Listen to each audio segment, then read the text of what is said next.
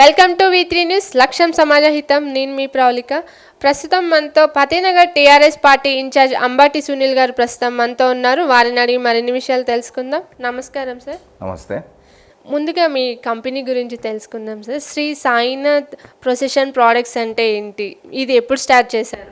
Basically ఇది నేను first నాది ఇంజనీరింగ్ కంప్లీట్ చేశాను, మెకానికల్ ఇంజనీరింగ్ కంప్లీట్ అయిపోయిన తర్వాత నేను కోక్లో జాబ్ చేశాను. కోక్లో జాబ్ చేసినప్పుడు ఏంటంటే అక్కడ కంపెనీలో మొత్తం మిషనరీ కానీ ఏది కానీ మొత్తం అంతా జర్మనీ అట్లా అవుట్ ఆఫ్ కంట్రీస్ నుండి వచ్చిన మిషనరీ ఉండేది.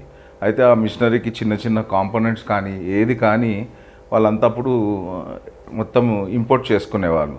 అది చూసి నాకు ఆల్రెడీ మా పేరెంట్స్ 4 పేరెంట్స్ అందరు కూడా ఇండస్ట్రియల్ బ్యాక్గ్రౌండ్స్లో ఉన్నారు. కాబట్టి నేను కూడా నాకు ఒక ఆలోచన వచ్చింది. ఇప్పుడు ఏదైతే మోడీ గారు మేక్ ఇన్ ఇండియా కాన్సెప్ట్ ఏదైతే తీసుకొచ్చారో అదే కాన్సెప్ట్లో ఈ చిన్న చిన్న ఐటమ్స్ కూడా వీళ్ళు ఇక్కడ నుండి తెచ్చుకుంటున్నారని చెప్పేసి కంపెనీకి రిజైన్ చేసేసి నేను హైదరాబాద్కి వచ్చిన తర్వాత మళ్ళీ నేను నా ఓన్ యూనిట్ పెట్టుకొని చిన్నగా వాళ్ళకే సప్లై చేయడం మొదలుపెట్టాను. అంటే కోక్, పెప్సీ ఇట్లాంటి కంపెనీస్ అన్నిటికీ నేను మిషనరీ కాంపోనెంట్స్ తయారు చేయడం మొదలుపెట్టాను. దాని తర్వాత మెల్లమెల్లగా ఇప్పుడు మొత్తము బాట్లింగ్కి సంబంధించిన మిషనరీ మొత్తం మనం తయారు చేస్తాం.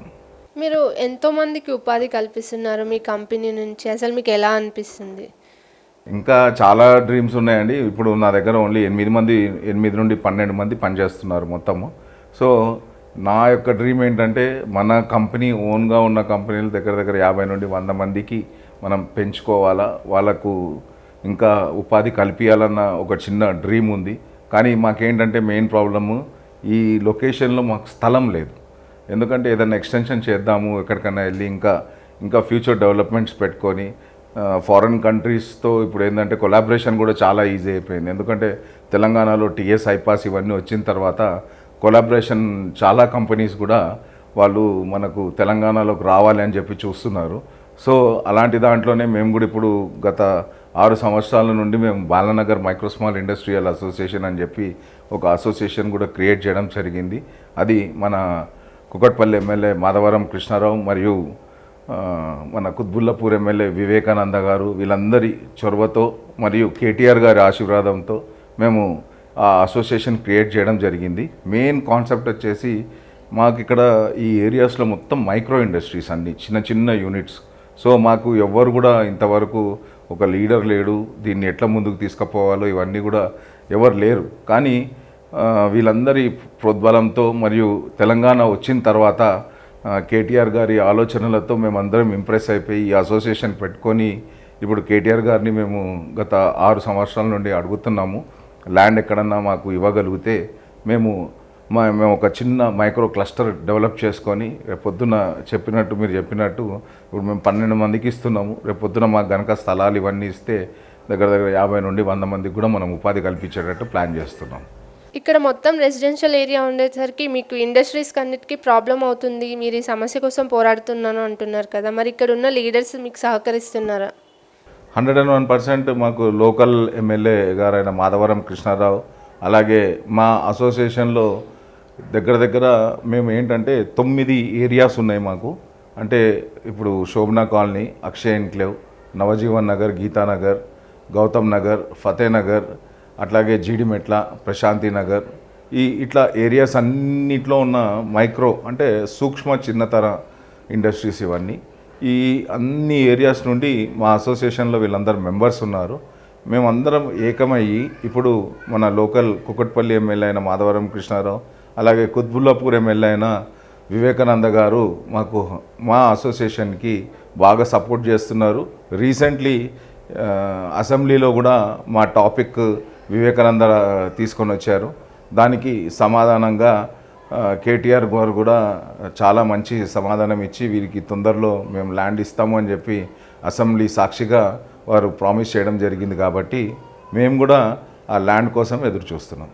మీరు ఇక్కడ ఉన్న వాళ్ళకి అందరికీ అన్నీ అందాలి అని, ఇండస్ట్రీస్ నుంచి వచ్చే స్కీమ్స్ అన్నీ అందాలని వాళ్ళకి సపోర్ట్ చేస్తున్నారు కదా, మరి పొలిటికల్గా కూడా మీరు 2 సార్లు ట్రై చేశారు. మరి నెక్స్ట్ టైం మిమ్మల్ని కార్పొరేటర్గా చూడవచ్చా? ఇక్కడ ప్రజల సపోర్ట్ కూడా మీకు చాలా బాగుంది కదా. అది వాస్తవానికి పొలిటికల్లీ కూడా మనం లింక్ అయి ఉన్నాము. అది ఎందుకో మనకు అదృష్టం అనుకోండి దురదృష్టం వెయిట్ అండ్ సీ అంటారు కాబట్టి మనం వెయిట్ చూద్దాము. ఎందుకంటే 2 సార్లు కూడా మా మిత్రులకే వచ్చింది. సో 3వసారి మనకు రావచ్చు. అదంతా పెద్దల చేతిలో ఉంటుంది కాబట్టి కేటీఆర్ గారు, కేసీఆర్ గారు వారు ఏ విధంగా అయితే చెప్తారో దాన్ని మనం అదే విధంగా చిరుతవరిస్తాము. ఎందుకంటే మనము అటు మాధవరం కృష్ణారావు అన్న గారి కానీ అటు వివేకానంద గారు కానీ వారి ఆశీర్వాదం మనకు ఎల్లప్పుడూ ఉంది కాబట్టి అదేవిధంగా మేము క్వశ్చన్ మార్క్గానే పెట్టుకొని ఉన్నాము. తొందరలో దానికి ఆన్సర్ వస్తుందని చెప్పి మేము అనుకుంటున్నాం. తెలంగాణ ఆర్యవైశ్య ఇండస్ట్రియల్ ఫోరంకి కూడా మీరు చైర్మన్గా ఉన్నారు. అసలు ఈ తావిఫ్ అంటే ఏంటి, దీని ద్వారా ఎలాంటి సేవా కార్యక్రమాలు చేస్తున్నారు? వాస్తవానికి తవీఫ్ అనేది తెలంగాణ ఆర్యవైశ్య ఇండస్ట్రియల్ ఫోరం. దాంట్లో నేను ల్యాండ్ అక్విజిషన్ దానికి చైర్మన్గా ఉన్నాను. ఇది వచ్చేసి చాలా పాత సంస్థ అండి. ఇది ఓన్లీ ఫర్ ఆర్యవైశ్య ఇండస్ట్రీ వాళ్ళ కోసం అని చెప్పేసి ఈ తవీఫ్ అనేది పెట్టడం జరిగింది. ఈ తవీఫ్లో మేము చాలా కార్యక్రమాలు మన ఆర్యవైశ్య సమాజంలో ఎవరెవరైతే ఇండస్ట్రియలిస్టులు ఉన్నారో అందరూ దగ్గర ఇప్పుడు మా దగ్గర తవీఫ్లో 320 మంది ఇండస్ట్రియలిస్టులు ఉన్నారు. అందరూ చాలా పెద్ద పెద్ద ఇండస్ట్రియలిస్టుల దగ్గర నుండి చిన్న ఇండస్ట్రియలిస్టులు దీంట్లో ఉన్నారు. సో మెయిన్ సేవా కార్యక్రమం వచ్చేసి ఇది ఓన్లీ ఇండస్ట్రియల్ బేస్లో తీసుకొని ఇండస్ట్రీస్ ఇప్పుడు కొత్తగా ఎవరైనా మన ఆర్యవైశ్యులు కానీ ఇంకా ఎవరైనా సరే ఇండస్ట్రీస్ పెట్టాలి అని చెప్తుంటే వాళ్ళకు ఎటువంటి సలహాలు కానీ సూచనలు కానీ ఫైనాన్షియల్ సపోర్ట్ కానీ ఏదైనా కావాలంటే మన తవీఫ్ నుండి మేము అందరం కలిసి మేము డిసైడ్ చేసుకొని వాళ్ళకి సపోర్ట్ చేస్తుంటాం. ఇప్పుడు బాలనగర్ అంటే ఇది ఒక ఇండస్ట్రియల్ ఏరియా కిందనే కన్సిడర్ చేస్తుంటారు. మరి ఇక్కడ ఇండస్ట్రీస్ చాలా ఉన్నాయి కాబట్టి ఇక్కడ నుంచి కంపెనీస్ నుంచి వచ్చే పొల్యూషన్ నుంచి అసలు ఎలా కాపాడుతున్నారు, వీటికి ప్రొటెక్షన్ ఎలా ఉంది అంటారు? ఏదైతే బాలనగర్లో ఇంతకుముందు ఒక 20-30 సంవత్సరాల క్రితము అప్పుడు పొల్యూషన్ ఉండేది. ఇప్పుడు పొల్యూషన్ అనేది మేము చేయట్లేదు. ఎందుకంటే మావన్నీ కంపెనీస్ ఇంజనీరింగ్ కంపెనీస్. సో ఈ ఇంజనీరింగ్ కంపెనీస్ అన్నీ గ్రీన్ ప్లాట్ఫామ్ కిందనే వస్తాయి. సో కాబట్టి మావి చిన్నతర పరిశ్రమలలో ఎక్కడ కూడా మేము పొల్యూషన్ వెదజల్లేది ఉండదు. అండ్ బేసిక్లీ మాది అసలు ఎట్లాంటిది అంటే రేపు పొద్దున ఇండ్ల మధ్యలో ఇప్పుడు ఆల్రెడీ మీకు తెలుసు ఇప్పుడు 90% అందరం మేము ఇండ్ల మధ్యలోనే ఉన్నాము. అదే పొల్యూషన్ కనుక ఉంటే ఇల్లులు ఎందుకు వస్తాయి? అది ఇదే ఒక చిన్న ఎగ్జాంపుల్ మేము పొల్యూషన్ క్రియేట్ చేయమని చెప్పడానికి. ఇక్కడ ఉన్న చాలామంది ఉద్యోగులు చూసుకున్నా కానీ వెల్ ఎడ్యుకేటెడ్ అయితే ఎవరు అంటే వెల్ ఎడ్యుకేటెడ్ పర్సన్స్ ఉండరు. వాళ్ళకి మీరు ఏ విధంగా సహకరిస్తున్నారు, ఎలాంటి సపోర్ట్ చేస్తున్నారు? ఇప్పుడు మీరు చెప్పిన క్వశ్చన్లోనే ఆన్సర్ ఉంది. ఎందుకంటే ఇక్కడ మా దగ్గర పనిచేసే వాళ్ళందరూ కూడా 90% ఎడ్యుకేటెడ్ స్కిల్స్ లేని వాళ్ళు, అంటే చదువుకోలేదు వాళ్ళకు బుక్ నాలెడ్జ్ లేదు, కానీ టెక్నికల్ నాలెడ్జ్ చాలా ఉంది. మేము వాళ్ళకు ఇచ్చింది అదే అనుకోవాలి. ఎందుకంటే మనం ఏదైతే చదువుతామో అది ప్రాక్టికల్గా వచ్చేటప్పటికి చాలా తేడా ఉంటుంది. సో వీళ్ళకి ఏంటంటే బేస్ నుండే ప్రాక్టికాలిటీ ఉంది కాబట్టి వీళ్ళు టెక్నికల్లీ చాలా సౌండ్ పీపుల్. అదే మీరు బుక్ నాలెడ్జ్ అంటే బుక్ నాలెడ్జ్ ఉండదు వీళ్ళకు, కానీ టెక్నికల్లీ ఏ చేయమన్నా కూడా ఇప్పుడు ఎందుకంటే మా ఏరియాలో గుండు సూదుల నుండి మిజైల్ వరకు తయారు అయ్యే కాంపోనెంట్స్ ఉన్నాయి. సో మేమందరం చదువుకున్నాము, ఓనర్స్ అందరు మ్యాక్సిమం చదువుకున్నారు. సో ఈ వర్కర్స్ కానీ వీళ్ళు కానీ అసలు మేము ఆ మైక్రో ఇండస్ట్రీకి మాకు ల్యాండ్ ఇవ్వడానికి కూడా మేము గవర్నమెంట్ని ఎందుకు అడుగుతున్నామంటే రేపు పొద్దున ఎక్కడన్నా ఊర్ల సైడ్ ఇక్కడ నుండి ఇప్పుడు బాలనగర్ అనేది ఒకప్పుడు 1960s ఇక్కడ ఇండస్ట్రీస్ అన్నీ స్టార్ట్ అయ్యాయి. అప్పట్లో ఇది ఊరు అవతల ఉండేది, అంటే బేసిక్లీ ఇక్కడ అంతా అవుట్స్కట్స్లోగా ఉండేది బాలనగర్. ఎందుకంటే ఇక్కడ బిహెచ్ఎల్ R&D తీసుకోండి, హెచ్ఏఎల్ తీసుకోండి, హెచ్ఎంటీ తీసుకోండి, ఐడిపిఎల్ తీసుకోండి, ఇట్లాంటి సెంట్రల్ గవర్నమెంట్ కంపెనీస్ అన్నీ అప్పుడు మీకు తెలుసు ఇండస్ట్రీస్ ఎప్పుడన్నా అన్నీ ఊరు అవతల ఉండేటివి. సో అట్లా హైదరాబాద్లో బాలనగర్ అనేది ఊరు అవతలగా ఉండేది. ఇప్పుడు ఏంటంటే సిటీ సెంటర్లో అయిపోయింది కాబట్టి మాకు ఇప్పుడు ఇండస్ట్రీస్ అన్నీ పెద్ద ఇండస్ట్రీస్ కూడా చాలా తగ్గిపోయాయి. అన్నీ రింగ్ రోడ్ బయటకు వెళ్తున్నాయి కాబట్టి మాకు కూడా రింగ్ రోడ్ అవతల మాకు స్థలాలు ఇస్తే మేము కూడా అక్కడికి వెళ్ళేసి రేపు పొద్దున ఇట్లాంటి బాలనగర్ ఇంకో ఏరియా డెవలప్ చేసుకొని అక్కడ కూడా మేము ఏం చేస్తామంటే ఆ ఊర్లలో ఎక్కడైనా చదువు రాని వాళ్ళు ఇప్పుడు 10th చదివి ఫెయిల్ అయిన వాళ్ళు ఉంటారు, ఇంకా చిన్న అది ఉంటారు. అంటే టెక్నికల్ ఇప్పుడు చూడండి మనకు అక్కడ ఊర్లలో కనుక వాళ్ళకు తెలివి చాలా ఉంటుంది.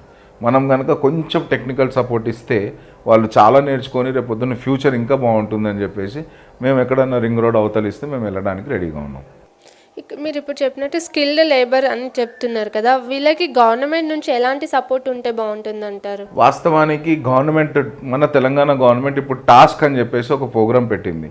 సో ఇట్లాంటివన్నీ ఏంటంటే చదువు 10th ఫెయిల్ అయిన వాళ్ళు అట్లాంటి వాళ్ళందరికీ స్కిల్ డెవలప్మెంట్ చేయడానికి ఈ టాస్క్ ప్రోగ్రామ్ పెట్టింది. కానీ వాస్తవానికి ఏమైపోయిందంటే ఇప్పుడు మొత్తము కార్పొరేట్ కల్చర్ అయిపోయింది మన హైదరాబాద్. ఇప్పుడు ఈ చుట్టుముట్టు ఉన్న ఇప్పుడు ఫర్ ఎగ్జాంపుల్ సంగారెడ్డి తీసుకోండి, లేకుంటే మెదక్ తీసుకోండి, మెడ్చల్ తీసుకోండి, అక్కడ నుండి కూడా ఎవరన్నా వచ్చి ఏం చేస్తున్నారంటే ఫస్ట్ వాళ్ళు సాఫ్ట్వేర్ కంపెనీలలో కానీ లేదంటే పెద్ద పెద్ద మాల్స్లోకి కానీ వాళ్ళు వెళ్ళిపోతున్నారు. కానీ మేము అడిగేది ఏంటంటే ఇంకా చాలా రూరల్ ఏరియాస్ ఉన్నాయి మన తెలంగాణలో. అట్లాంటి ఏరియాస్ నుండి కూడా మేము తీసుకొని వచ్చి ఈ టాస్క్ ప్రోగ్రాంలో వాళ్ళకి స్కిల్స్ నేర్పించడానికి మేము రెడీగా ఉన్నాం. కానీ గవర్నమెంట్ మాకు చేయూతని ఇవ్వాలి. ఇప్పుడు ఇక్కడ అంటే మేము ఆ ప్రోగ్రాం తీసుకోలేము, ఎందుకంటే మాకు స్థలాలు లేవు, ప్లస్ మా మిషనరీ పెట్టుకోవడానికే మాకు స్థలం లేదు. రేపొద్దున ఇంకా వర్కర్లను తీసుకొని వచ్చి మనం ఇట్లాంటి ప్రోగ్రామ్ చేయాలంటే చాలా కష్టం. కాబట్టి ఎక్కడ తిరిగి వచ్చినా కూడా మాకు ల్యాండ్ కనుక ఇస్తే ఈ టాస్క్ ప్రోగ్రామ్ కూడా మేము 101% ఏదైతే మన గవర్నమెంట్ ఇప్పుడు 1,00,000 ఉద్యోగాలు ఇవన్నీ ఇస్తాము అని చెప్తున్నారో దానికన్నా ఎక్కువ మనం ఇవ్వచ్చు మాకు గనక ల్యాండ్ ఇస్తే. ఇప్పుడు మనం చూసుకుంటే ఆర్యవైశ్యులు అంటే పేరుకే అగ్రకులం అని చెప్పుకోవచ్చు. చాలామంది వెనుకబడిన వాళ్ళు ఉన్నారు. మరి ఈ కమ్యూనిటీ కోసం మీరేమైనా సపోర్ట్ చేస్తున్నారా మీ వంతుగా? ఇది మంచి క్వశ్చన్ అడిగారు. ఎందుకంటే వాస్తవానికి మొన్న మా తవీఫ్ మీటింగ్లో కూడా తెలంగాణ ఆర్యవైశ్య ఇండస్ట్రియల్ ఫోరంలో కూడా మేము ఏమనుకున్నామంటే ఈ మీరు అడిగినట్టు మన ఆర్యవైశ్య కులంలో కూడా చాలామంది పేదవాళ్ళు ఉన్నారు. ఒట్టి మన కులం అనే కాదు, వేరే కులాలలో కూడా చాలామంది పేదవాళ్ళు ఉన్నారు కదా. వాళ్ళందరినీ మనం గుర్తించి వీళ్ళకు ఇప్పుడు ఇంతకుముందు ఐటీఐ కాలేజెస్ ఉండేటివి, ఇప్పుడు కూడా కొన్ని చోట్ల ఉన్నాయి. కానీ దాంట్లో వేరే వేరే వృత్తులు నేర్పిస్తున్నారు. కానీ ఏవైతే తినిపించే వృత్తులు అంటే ఫర్ ఎగ్జాంపుల్ ప్లంబర్, ఎలక్ట్రీషియన్, దాని తర్వాత ఫిట్టర్స్ అంటే ఐటీఐలో దొరుకుతున్నారు. కానీ ప్లంబింగ్ కానీ ఎలక్ట్రీషియన్ కానీ ఇట్లాంటి కోర్సులు ఏవి కూడా ఐటీఐలో వాళ్ళు సరిగా చెప్పట్లేదు. సో ఇట్లాంటి కోర్సులు తీసుకొని మనం కూడా ఒక టాస్క్ లాంటి ప్రోగ్రామ్ తీసుకొని, ఎందుకంటే మా దాంట్లో మన తవీఫ్లో చాలా పెద్ద పెద్ద కంపెనీస్ ఉన్నాయి, అంటే 100 మంది పనిచేసే ఉద్యోగాలు చేసే కంపెనీలు కూడా ఉన్నాయి. కాబట్టి అట్లాంటి వాళ్ళందరినీ తీసుకొని ఒక డేటా కలెక్ట్ చేసుకొని తొందరలో మేము అది ప్రారంభించబోతున్నాం. అది మీ ఛానల్ ద్వారానే మేము తెలియజేస్తాం అందరికీ. ఇంకా ఈ బాలనగర్లో ప్రధానంగా ఉన్న సమస్యలు ఏంటి? వాటి కోసం మీరు ఏ విధంగా పోరాడుతున్నారు? వాస్తవానికి బాలనగర్లో మాకు ముందుగా బాలనగర్ అనగానే ట్రాఫిక్ అనేవాళ్ళు. అది కేటీఆర్ గారు మరియు కేసీఆర్ గారు ప్లస్ మా ఎమ్మెల్యే గారైన మాధవరం కృష్ణారావు గారి చొరవతో మాకు ఒక ఫ్లైఓవర్ వచ్చింది. అది బాలనగర్కి ఎంత పెద్ద తలమారికం అంటే అసలు లైఫ్లో మేము అనుకోలేదు మాకు ఫ్లైఓవర్ వస్తుందని చెప్పేసి. ఈరోజు బాలనగర్లో అసలు ట్రాఫిక్ అనేది లేదు. అసలు చాలామంది బాధపడుతున్నారు అనమాట. ఇంతకుముందు ట్రాఫిక్ చూసేటోళ్ళు ఏమో బాధపడేటోళ్ళు, ఇప్పుడు ట్రాఫిక్ లేదని చెప్పి బాధపడుతున్నారు. ఎందుకంటే అన్ని సంవత్సరాల నుండి అన్ని ప్రాబ్లమ్స్ ఫేస్ చేశారు వాళ్ళు. అలాంటిది సడన్గా వాళ్ళకి ప్రాబ్లం క్లియర్ అయిపోయేటప్పటికీ ఎవరికి కూడా నమ్మశక్యంగా లేదు. కాబట్టి అది మనకు ఫస్ట్ ప్రాబ్లం అదైతే క్లియర్ అయిపోయింది. కానీ మెయిన్ ఇంకో ప్రాబ్లం వచ్చేసి మాకు ఇక్కడ ఒక కెమికల్ నాలా ఉంది. దాని పేరే కెమికల్ నాలా. మీరు ఫర్ ఎగ్జాంపుల్ జిహెచ్ఎంసీలో వెళ్ళి మీరు బాలనగర్లో నాలా అంటే ఎవరు చెప్పరు, బాలనగర్లో కెమికల్ నాలా అంటే గుర్తుపట్టేస్తారు. అంటే అట్లా పేరు వచ్చేసింది. సో అది కూడా ఇప్పుడు కొంచెం చెప్పాలంటే ఒక 20% తగ్గింది, ఇంకా 80% ఉంది. నాకు తెలిసి ఇప్పుడు నెక్స్ట్ ఫ్యూచర్ ప్లాన్లో, ఎందుకంటే ఇప్పుడు ఆల్రెడీ రోడ్స్, బ్రిడ్జెస్, ఫ్లైఓవర్స్ ఇవన్నీ అయిపోయినాయి. నెక్స్ట్ నాకు తెలిసి కేటీఆర్ గారు, మన మాధవరం కృష్ణారావు అన్న గారు కూడా దాని మీద కాన్సన్ట్రేషన్ చేసి అది కూడా నాకు తెలిసి బాలనగర్కి సమస్య లేకుండా చేస్తారని నేను అనుకుంటున్నాను. మీరు రాజకీయాలకి రావాలని ఎందుకు అనుకున్నారు? బేసిక్లీ రాజకీయం అనేది చాలామంది మన వయసులు అంటే రాజకీయం అనగానే చాలా దూరం వెళ్తుంటారు. కానీ చిన్నప్పటి నుండి నేను స్కూల్లో కానీ కాలేజెస్లో కానీ నేను లీడర్షిప్గా, నేను స్కూల్ లీడర్గా ఉన్నాను. కాలేజ్లో కూడా కాలేజ్ జనరల్ సెక్రటరీగా ఉన్నాను నేను.